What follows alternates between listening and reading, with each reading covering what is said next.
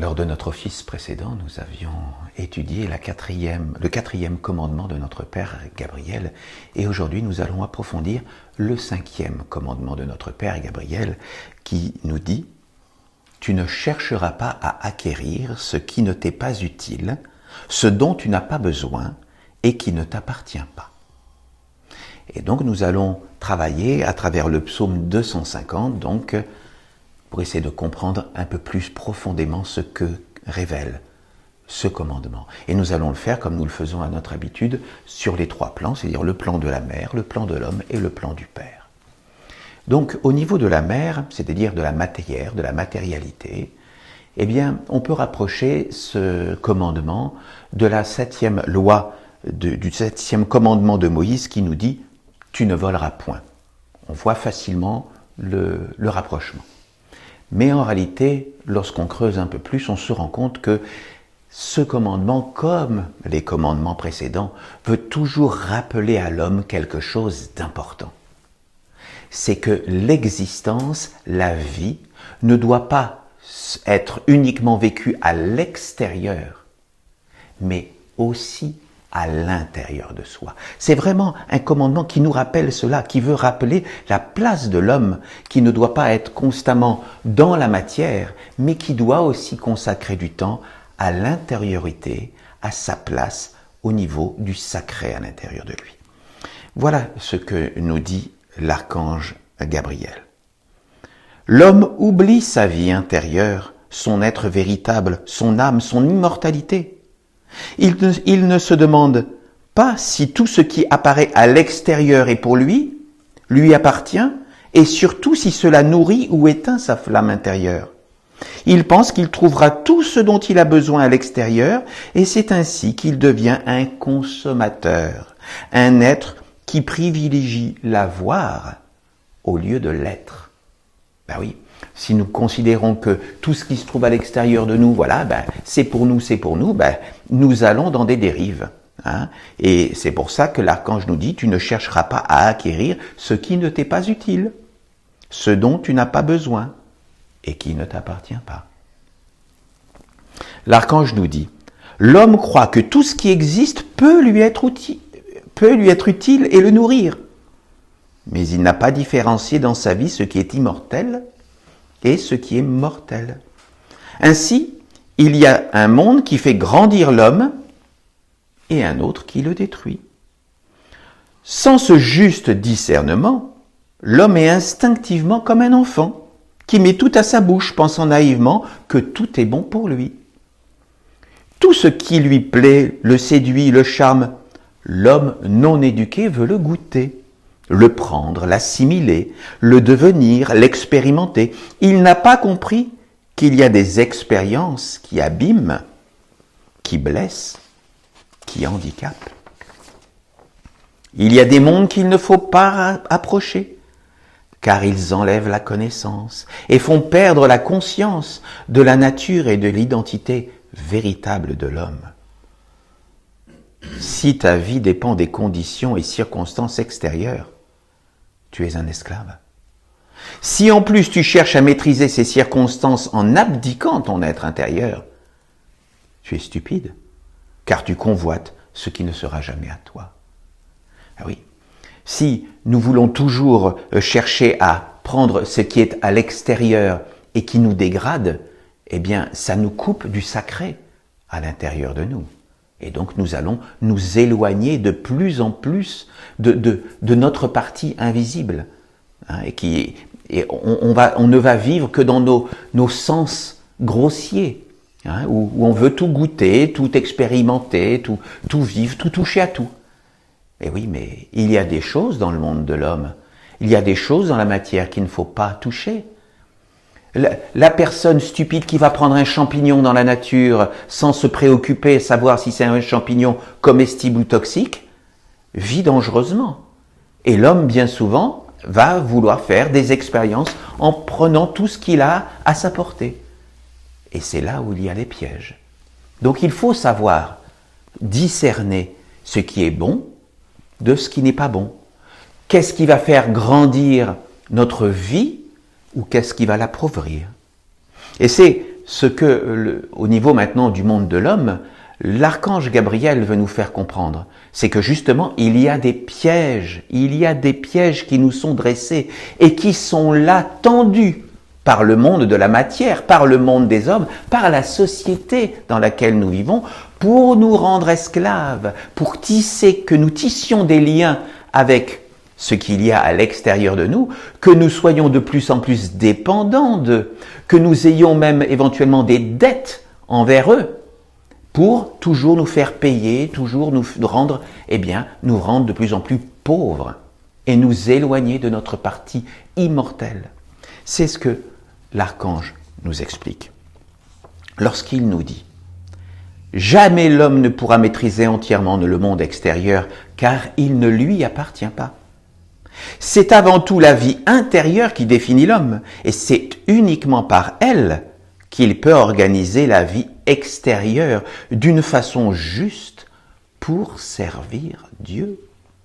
Si l'homme est dépendant des conditions et des circonstances de la vie extérieure, il s'associe avec ce qui n'est pas à lui et il s'alourdit. Plus l'homme s'éloigne de la source intérieure, plus il se perd lui-même. Il s'attache alors à des mondes qui le font souffrir, le transforment en pantin, le conduisent en esclavage, lui volent sa lumière, sa force vitale, pour exister à sa place en usurpant son identité. Voler la force vitale d'un être signifie accaparer sa faculté de penser, ses sens, ses croyances, ses rêves, son identité et sa destinée. C'est pourquoi tu dois connaître ta véritable nature et ne pas convoiter ce qui ne t'appartient pas, ce qui ne t'est pas destiné, afin de ne pas engendrer la souffrance et de ne pas cultiver ce qui engendre la perdition.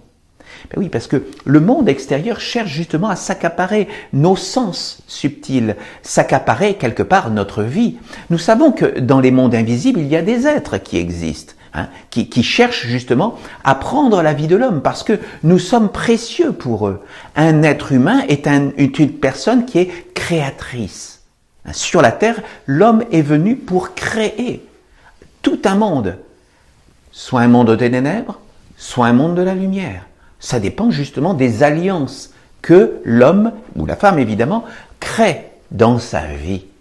Mais lorsque nous nous faisons féconder, lorsque nous nous faisons manipuler par tous ces êtres qui sont dans les mondes invisibles et qui sont là pour nous tenter, à travers nos sens, par nos yeux, par nos oreilles, et il faut que tu t'approches de telle chose, que tu utilises tel organe artificiel, tel OGM, tous les produits que l'on veut mettre à notre portée, qui vont bien souvent nous salir à l'intérieur de nous, ou nous rendre dépendants par des substances étrangères au corps. Et bien voilà, nous tombons dans les pièges et nous devenons même éventuellement addicts à des choses qui ne sont pas saines pour le corps. L'archange nous dit: tu ne dois pas éveiller le serpent du désir de ce qui n'est pas à toi. Si tu éveilles ce serpent, il se nourrira de ta force et te poussera à sortir de toi pour convoiter ce qui n'est pas à toi, te conduisant ainsi dans la souffrance. Esclave est celui qui convoite le bien d'autrui, car il a perdu le lien avec le ciel intérieur et avec son bien propre. Voilà. Donc, nous devons être dans le discernement. Nous pouvons bien sûr profiter de la vie avec notre corps et satisfaire notre corps de matière dans des plaisirs, dans des liens sociaux, voilà, nous avons le droit, et c'est quelque chose même de nécessaire pour notre équilibre. Mais nous ne devons jamais oublier la partie invisible à l'intérieur de nous, le sacré qui lui a besoin d'une autre nourriture et de participer à d'autres choses. Et nous devons être prudents dans les alliances avec lesquelles nous voulons participer, parce que tout n'est pas bon à prendre dans le monde de l'homme. Et c'est là que maintenant nous arrivons au niveau supérieur, au niveau du Père, et où nous allons vraiment comprendre le sens profond de ce que l'archange veut nous faire comprendre. Parce que, à ce niveau-là, on se rend compte que la vraie richesse, bien sûr, c'est naturellement pas le monde de l'homme. La vraie richesse, elle se trouve où? Auprès de Dieu. Et c'est pas dans le monde de l'homme, in fine, que nous devons entièrement nous épanouir. Bien sûr que nous devons être bien dans le monde de l'homme, mais c'est pas là, c'est pas dans le monde de l'homme que nous devons satisfaire. Qu'est-ce que nous devons satisfaire avant tout? C'est Dieu. C'est lui. Nous devons avant tout, par nos actes, par ce que nous mettons en place dans notre vie, c'est avant tout Dieu que nous devons servir. Le monde de l'homme, il doit passer en second. Il est bien, il est important, mais en second. Et en étudiant ce commandement, moi, quelque part, ça m'a fait penser à un évangile, à l'évangile de Matthieu, qui cite Jésus dans son chapitre 6, versets 19 à 21, où Jésus disait « Ne vous amassez pas des trésors sur la terre, où les mythes et la rouille détruisent, et où les voleurs percent et dérobent.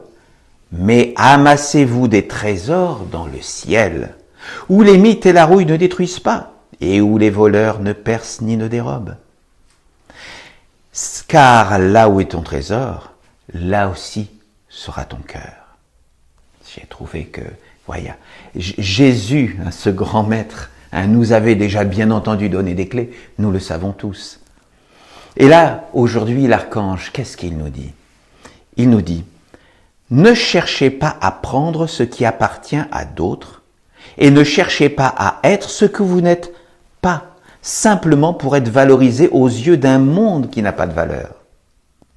Ne vous nourrissez pas de ce qui est inutile et que vous ne conduirez pas vers une libération. N'acceptez pas dans votre vie intérieure tout ce que vous voyez autour de vous et que vous rencontrez dans votre vie.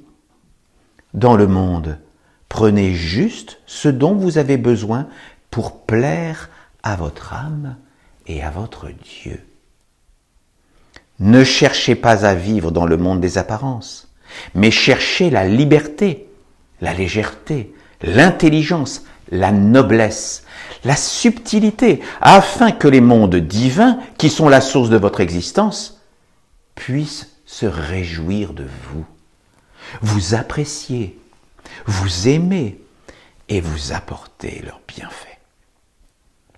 Si l'homme est déjà empli et accaparé de toutes parts, continuant à accumuler ce qui n'a pas de valeur, il ne reste plus de place de libre pour accueillir la lumière dans sa vie. Si la lumière pouvait le toucher, elle lui dirait de s'alléger, de faire de l'espace et de revenir à des valeurs essentielles qui sont plus grandes que la mort. Mais l'homme ne veut pas entendre cette parole. Il préfère dormir, rêver, s'abrutir, se saouler, consommer, ne pas faire d'efforts. Dans l'idéal, l'homme aimerait que tout soit fait et qu'il ait juste à profiter. Mais un tel monde n'existe pas, car l'homme est en devenir. Il est à la conquête de sa destinée. Il n'est pas parfait. Il doit travailler sur lui pour prendre les rênes de sa vie, pour nourrir son âme et faire apparaître Dieu dans sa vie et dans la vie. Voilà ce que nous pouvions dire pour approfondir ce 5e commandement. Et voilà, c'est important que nous soyons dans le discernement. Il y a des pièges dans le monde qui est face à nous. Donc nous pouvons utiliser certaines choses, bien entendu, être avec nos frères et sœurs sur la terre. Mais nous devons être dans la vigilance de ne pas prendre et de ne pas toucher à n'importe quoi, parce que sinon nous tissons des liens qui peuvent nous affaiblir, qui sont là pour nous rendre esclaves, nous rendre dépendants. Et avant tout, nous devons chercher à satisfaire Dieu pour le mettre dans la victoire sur la terre, dans notre vie d'abord, et ensuite, collectivement, dans la victoire sur la terre.